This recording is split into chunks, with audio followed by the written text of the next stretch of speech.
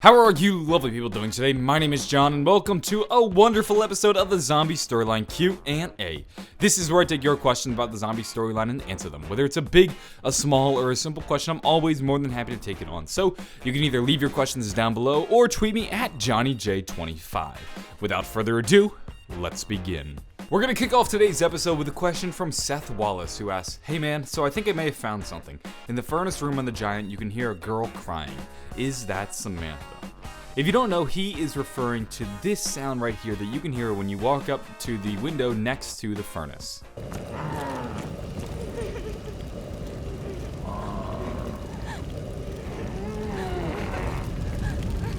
So of course you hear something like this and your first thought is, well, is this Samantha?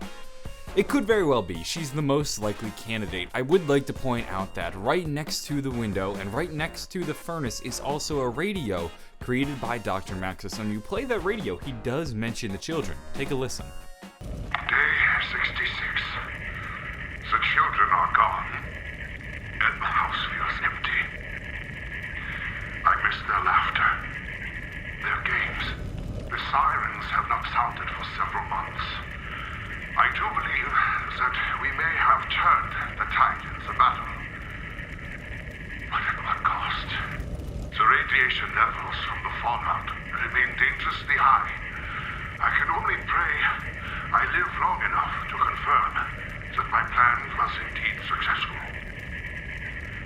And the dark presence that has haunted our dreams and infected every facet of our existence has finally been vanquished.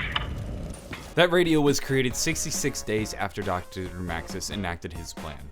We don't know what that plan was, however, it resulted in the disappearance of the children.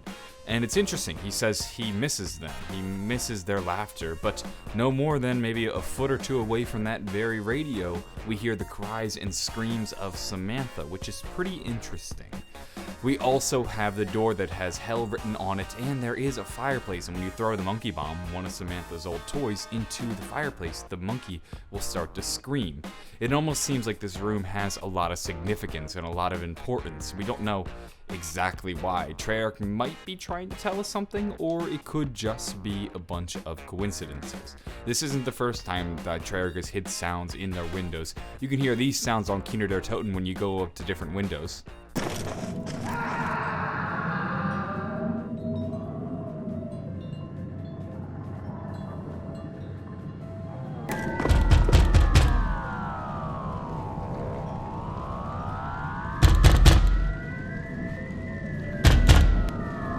Several years later, these sounds have still yet to bear any significance or importance to the story, and that could be the very same fate of this Samantha Easter egg.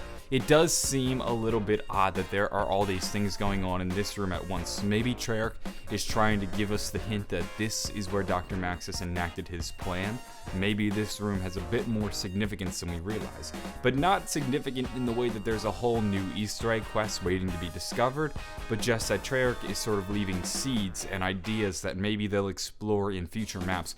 Blundell has said that he likes to take the storyline in many different directions and revisit different ends of the story and wrap them up with nice little bows later on in time, and this could be the sowing of a seed, this room that at first you might glance over, but then do a little bit exploring and realize there's a lot more here. There's something far less surface and much deeper than we initially expected. Moving on, we have a question from the Alpha Zombie 35, who asks, when does Der Eisendrache take place? It's hard to nail this map down to a specific time.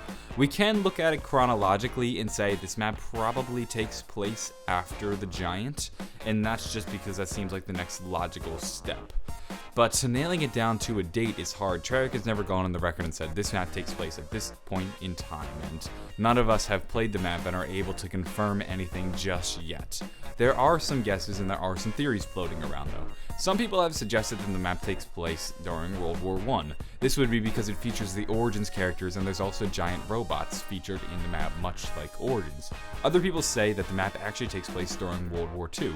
This is because people theorize that the Giant takes place in World War II, and if the Giant took place in World War II, then it's not too far-fetched to say that the Eisendrache would take place during World War II. Other people suggest that we're looking at time wrong. We're actually in a different timeline. This is an alternate universe in which the Germans actually won World War I, and now the map that we're playing in is actually a World War II era map, but it's a completely different timeline. This is because people see the blending of German imagery from World War I and World War II and make that conclusion that maybe this is an alternate universe in which the Germans actually won World War II. And they also look at weapons like the MP40, which will be featured in the map, and say this is a World War II weapon, thus this is a World War II map. I must say though that the MP40 was also featured in Origins, a map that is taking place during World War I. They specifically give us the year, but they give us a gun that is actually out of place. It's about 30 years in the past when it shouldn't have even existed during this time. So let's just say dates aren't really important, and that's why I wanted to bring up this question. You see, we're dealing with many different universes, and we're jumping through time and space, and we're going to constantly be rewriting time. Time as we know it isn't important. It's not important to look at dates and say, this is when something happened. It's much more important to look at things chronologically and say, first we were here, then we were here, now we are here.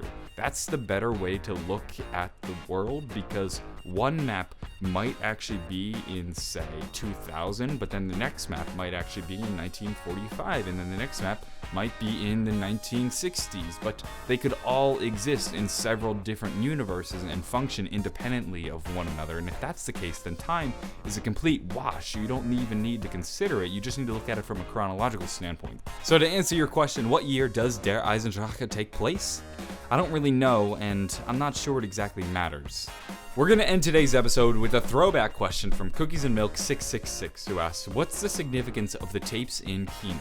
When you're playing Kino der Toten, you can go to the projectors room, and then you will be teleported to one of 4 random rooms. In these rooms, there's a chance you'll find a film reel, and you can put that back in the projector. When you play it in the projector, you'll hear some audio like this. Test subjects have been undergoing treatment for 5 days with little progress. I have been assured that given time, the program is going to take over. And then you'll be shown a bunch of images on the screen.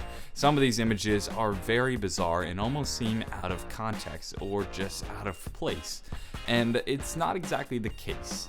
They're playing a game of image association. You see, the purpose of Kino der Toten was to control zombies on a massive scale. They wanted to create super soldiers. They wanted to create a powerful army for Germany, and they thought they could use zombies. If they can control the zombies, then this is an incredibly powerful army. No longer are we sending soldiers out onto the field, we're sending a horde of undead zombies. So Kino der Toten was very important to Group 935, and they wanted to strap the zombies into the chair and play a bunch of images on the screen, and hopefully they would see these images and then suddenly be under the control of the zombies. Maybe through some game of a picture association, they would be able to sort of tap into the subconscious of the zombies and make them open to the suggestion of their masters, and they actually had some success in it. There are radios on the map which mention that they had small breakthroughs, although those breakthroughs were short-lived. That's the significance of the tapes though. This was the Germans attempting to control the zombies on a very large scale. They initially had the Verrückt facility which failed, and they moved on to Kino der Toten where they wanted to do it on a much larger scale. That's going to wrap things up for this episode of the Zombie Storyline Q&A. If you enjoyed the video, maybe give it a like and possibly subscribe for more episodes. I upload multiple every week, and if you enjoyed this one, I'm sure you'll love the next one. I'm going to go though, have a wonderful day, and bye.